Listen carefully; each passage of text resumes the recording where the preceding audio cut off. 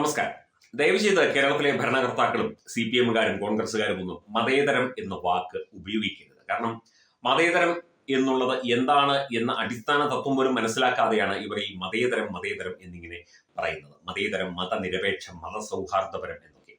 ഇവിടെ പല കാര്യങ്ങളും മതേതരമല്ല എന്ന് എല്ലാവർക്കും വ്യക്തമാണ്.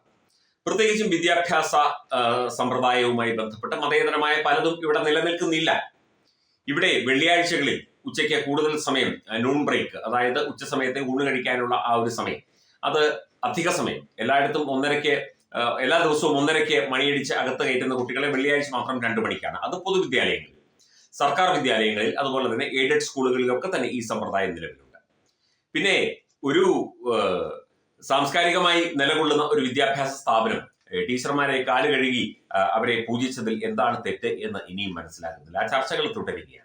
അതിനിടയിലാണ് ശിവൻകുട്ടിയുടെ അടുത്ത സർക്കസ്. ആദ്യം പറഞ്ഞു സമസ്ത പറയുന്നതല്ല ഇവിടുത്തെ തീരുമാനം, അല്ലെങ്കിൽ ഇവിടുത്തെ മതമേലധ്യക്ഷന്മാരും പുരോഹിതന്മാരും പറയുന്നതല്ല ഇവിടുത്തെ തീരുമാനം, സർക്കാർ സംവിധാനത്തിന് അതിൻ്റെതായ ചില തീരുമാനങ്ങളുണ്ട്, അതേ നടപ്പിലാവും എന്ന് പറഞ്ഞു.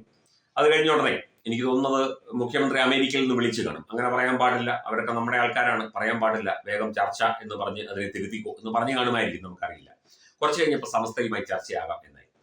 ഒരു കാര്യം ചോദിച്ചോട്ടെ, ഈ വിദ്യാലയങ്ങളിൽ കുട്ടികൾ പോകുന്നത് പഠിക്കാനാണ്, മദ്രസകളിൽ കുട്ടികൾ പോകുന്നത് മതം പഠിക്കാനാണ്. ഏതിനാണ് പ്രാധാന്യം കൊടുക്കേണ്ടത് എന്നത് ഒരു പൊതുസമൂഹത്തിന്റെ ഭാഗമായിട്ട് വേണ്ടി ചിന്തിക്കാൻ.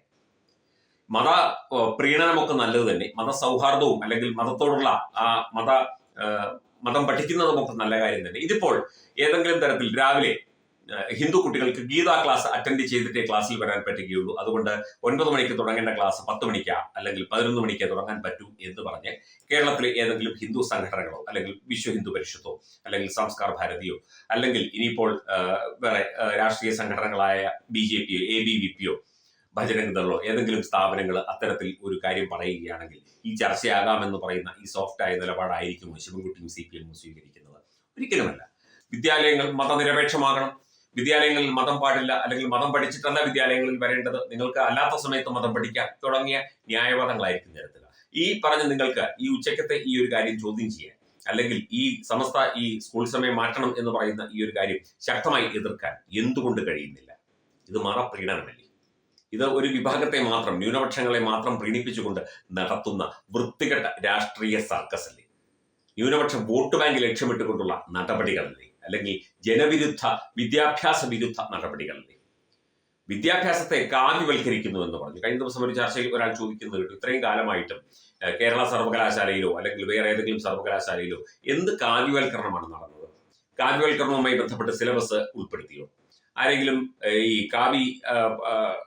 കാവിയും ജനങ്ങളും തമ്മിലുള്ള ബന്ധത്തെ സൂചിപ്പിക്കുന്ന എന്തെങ്കിലും കാര്യങ്ങൾ അവിടെ നടക്കുകയോ അല്ലെങ്കിൽ കാവിക്കാരെ തിരികെ കയറ്റുകയോ അനധികൃതമായി ആൾക്കാരെ നിയമിക്കുകയോ എന്തെങ്കിലും ചെയ്തോ? അവിടെ ഒന്നും ചെയ്തില്ല. അവിടെ ചെയ്തത് മുഴുവൻ CPM-കാരെ അനധികൃതമായിട്ട് സിൻഡിക്കേറ്റ് കൂടി നിയമിച്ചു.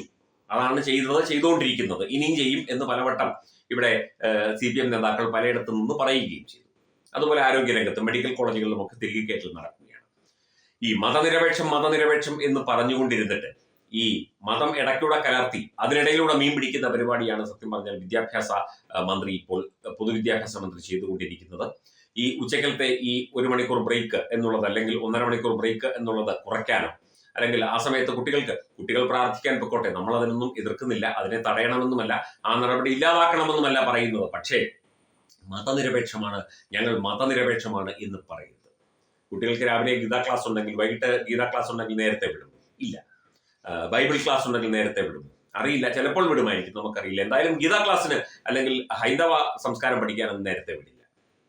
പിന്നെ മതനിരപേക്ഷം എന്ന് പറയുന്നത് സമസ്തയുടെ എല്ലാത്തിനും കീഴടങ്ങിക്കൊണ്ട്, അല്ലെങ്കിൽ മുസ്ലിം സംഘടനകളുടെ വിദ്യാഭ്യാസ നയങ്ങൾക്ക് നിങ്ങളും കീഴടങ്ങിക്കൊണ്ട്, എല്ലാവിധ അടിയറവും വെച്ചുകൊണ്ട്, എല്ലാ കാര്യങ്ങളും അടിയറവ് വെച്ചുകൊണ്ട്, തൊഴുതു പ്രാർത്ഥിച്ചുകൊണ്ട് നിങ്ങളൊക്കെ അവിടെ നിന്നോളൂ. നേരത്തെ ഞാൻ പല വാർത്തകളിലും സൂചിപ്പിച്ചിട്ടുണ്ട്, ചുവട്ടിൽ നിന്ന് മണ്ണൊലിച്ചു പോകുന്നത് CPM അറിയുന്നില്ല, CPM ഭരണകർത്താക്കളും നേതാക്കളും അറിയുന്നില്ല എന്നത് മറ്റൊരു സത്യമാണ്.